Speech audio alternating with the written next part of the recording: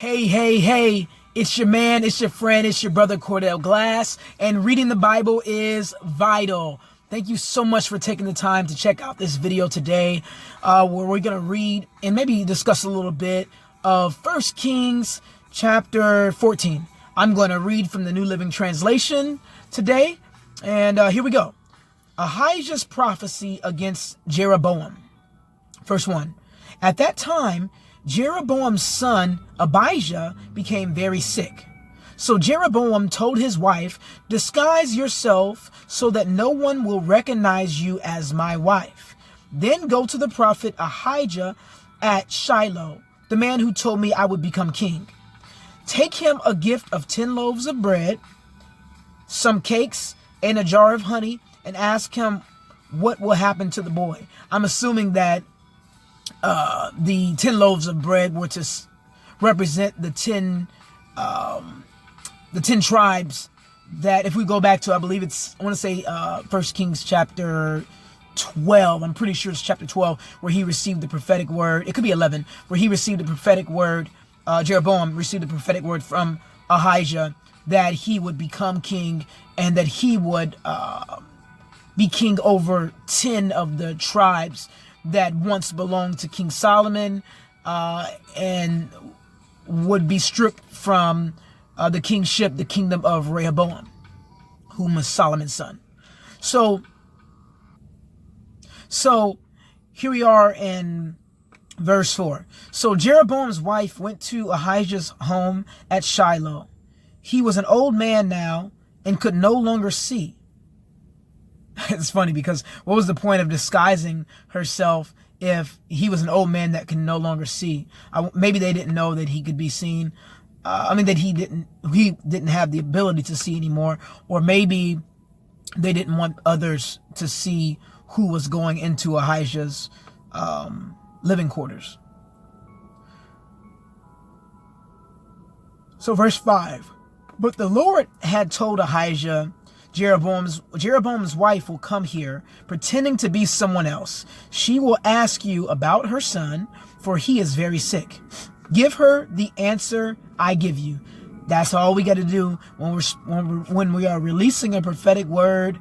All we need to do is exactly this: give the answer or the response that God gives. We don't have to try to conjure up something just to sound good. There's certain movements out here under different names within Christianity that say that if you're going to give a prophetic word, it can only be good. It can only be positive.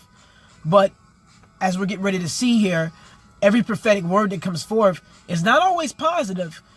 Maybe some of you on here have received a prophetic word. It may not have aligned with what you wanted to hear. And that's okay, because it's God giving you a heads up on what's to come so that you can kind of brace yourself if it's not so good, or if it's deemed negative news. All right. So verse 6. So when Ahijah heard her footsteps at the door, he called out, "Come in, wife of Jeroboam. Why are you pretending to be someone else?" Got him. She thought for sure that she could fool him, but God gave him that heads up. Then he told her, "I have bad news for you." Yikes. "Give your husband Jeroboam this message from the Lord, the God of Israel. I promoted you from the ranks of the common people and made you ruler over my people Israel. I ripped the kingdom away from the family of David and gave it to you. But you have not been like my servant David, who obeyed my commands and followed me with all his heart and always did whatever I wanted." That's God's example that he could. Well, this is Jeroboam makes the. I guess you can consider him the third or the fourth king, because there's kind of a tie between him and Rehoboam, who becomes king. But you have I'm forgetting King Saul. He is forgettable. You have King Saul, you have King David, then you have King Solomon. You have Absalom, who was declared king, but before King Solomon. But I don't know. I guess we can count him. So we have King Saul, we have King David, we have did I say Absalom? I believe that's who it was. We can fact check that later. Like yesterday's video, I said, fact check me. I could be wrong. Then we have King Solomon becoming the king. And then after King Solomon, we have his son Rehoboam, along with this character here, Jeroboam. So let's see, verse 9. You have done more evil. No, let's go back to verse 8. I think we were reading verse 8. I ripped the kingdom away from the family of David and gave it to you, but you have not been like my servant David, who obeyed my commands and followed me with all his heart and always did whatever I wanted. A submitted heart doesn't second guess, or rather not necessarily second guess, but doesn't second act, I guess. If God made it clear, do this, when our hearts are fully submitted to him, we do it, opposed to being disobedient, opposed to delaying our obedience. I was just sharing with someone, I believe it might have been yesterday or just this morning, that delayed obedience is disobedience. I was in a season of my life where God had given me a clear instruction, and I put that instruction on the shelf because it wasn't what I wanted.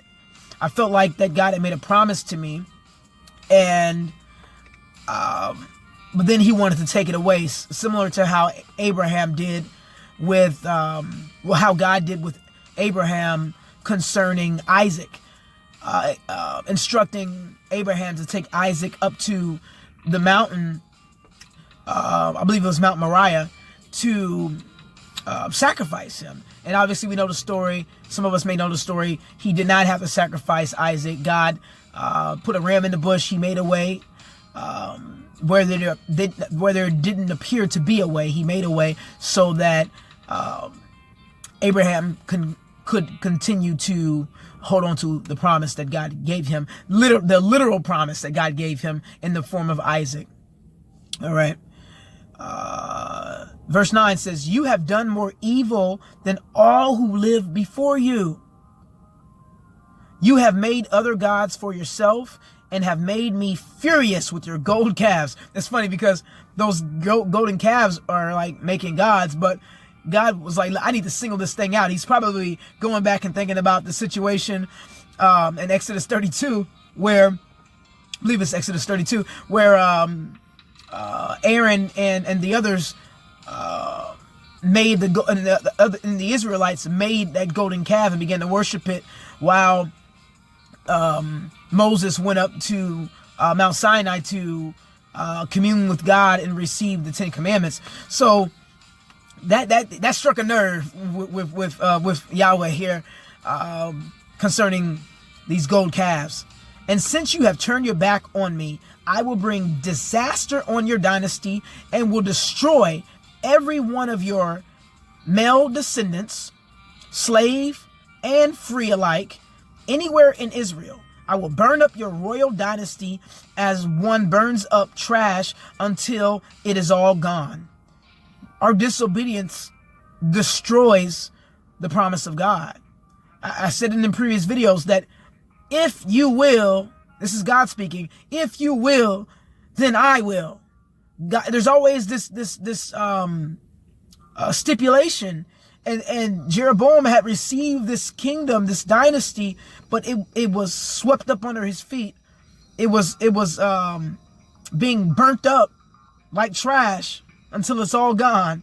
And that's how it is when we forfeit the promises of God by horrible decisions that we make, thinking that we can live any old kind of way and please God.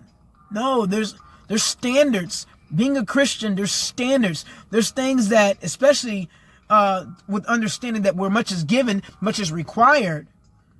When God gives you a position of influence, a position of leadership, you're held to a higher standard. That's word. That's word. There's some foolishness that's got to go. Some baby Christian might get away with that, but you know better. You know better. There's some things that you cannot do. There's some things that God will hold you accountable for doubly. All right. So let's grow. Verse 11. The members of Jeroboam's family who die in the city will be eaten by dogs. Gosh. And those who die in the field will be eaten by vultures. Jeroboam's family will be eaten. So again, I think I've said this in the previous videos. It's something to harp on. That your decisions just don't affect you. They infect your entire family. That goes to kids watching this video, youth, teenagers watching this video, all the way up to elderly adults, seasoned adults. Your decisions do not just affect you. Your choice to disobey God, to rebel from God, to be half-hearted in your Christian walk, it affects you and others that you're called to influence. It affects you and others that are called to influence you. It affects those that are called to steward your life. Church member, when you choose to be disobedient and rebellious, it affects the church that you attend. It affects your pastor. It breaks a lot of hearts. There's a young man that I discipled, and he made some very, very bad decisions nearly 4 years ago that caused him to now be in prison for 20 years to life.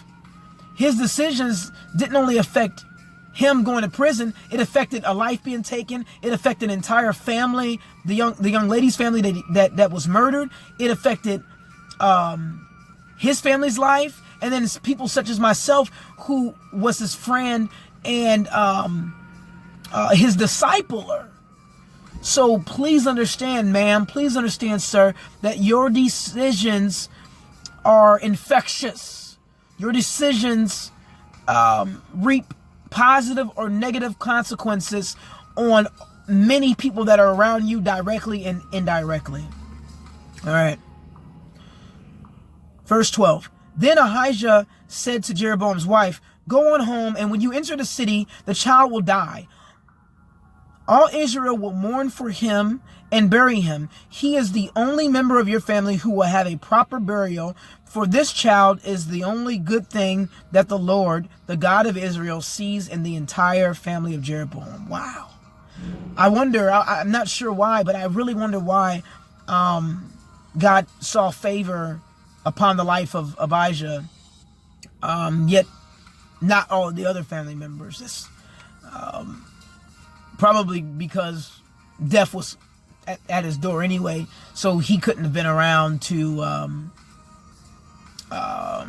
perpetuate the cycle of disobedience that was set from King Jeroboam. That's perhaps the reason why. If you have any other thoughts about what the reason why God favored Abijah, this child, but not the rest of the family members, please share in the comments. I would love to get your thoughts on that. Verse 14. In addition, the Lord will raise up a king over Israel who will destroy the family of Jeroboam. This will happen today, even now.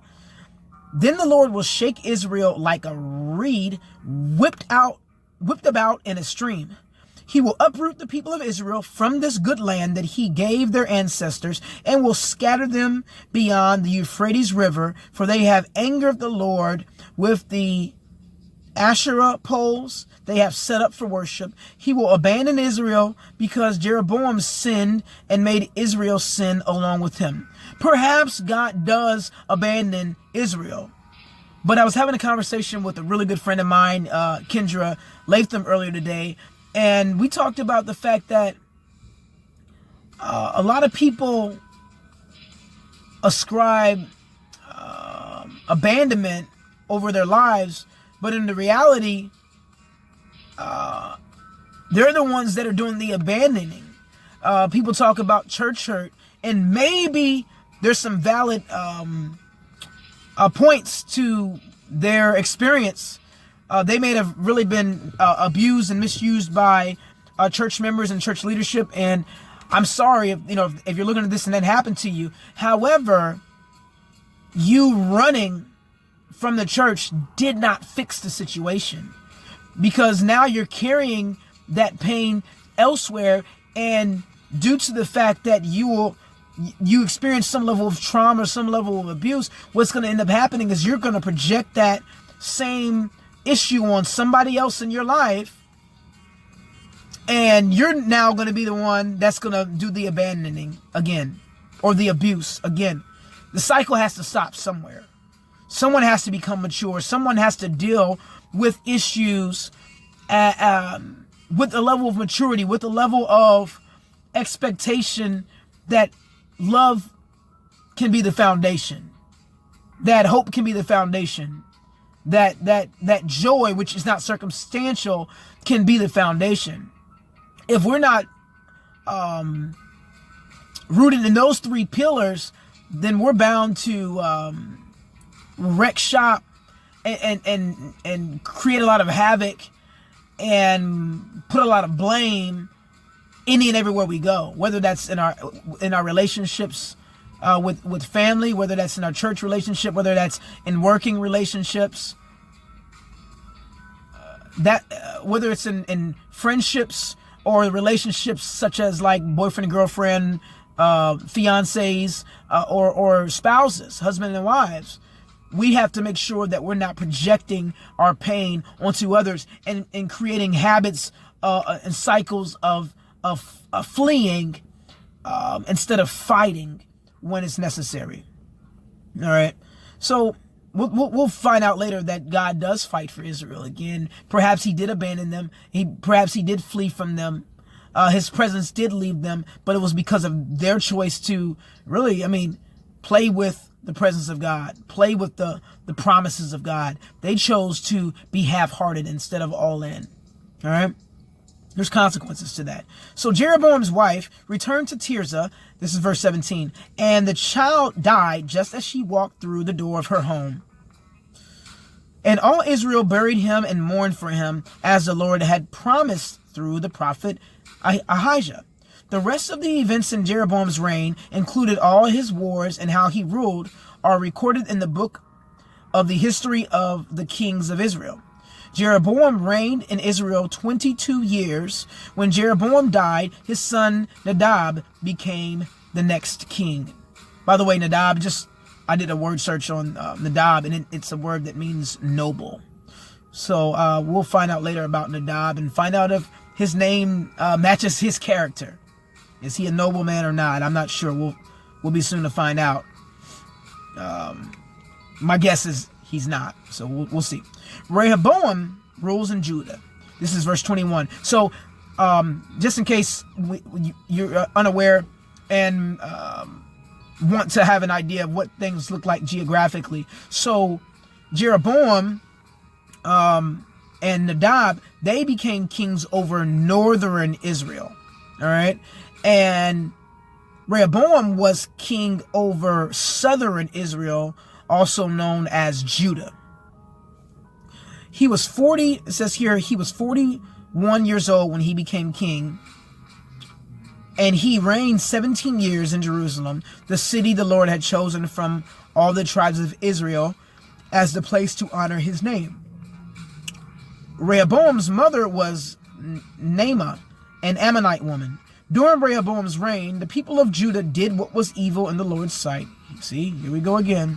Provoking his anger with their sin, for it was even worse than that of their ancestors. And we see that today. It's just like sin is getting worse and worse. Darkness is getting worse and worse.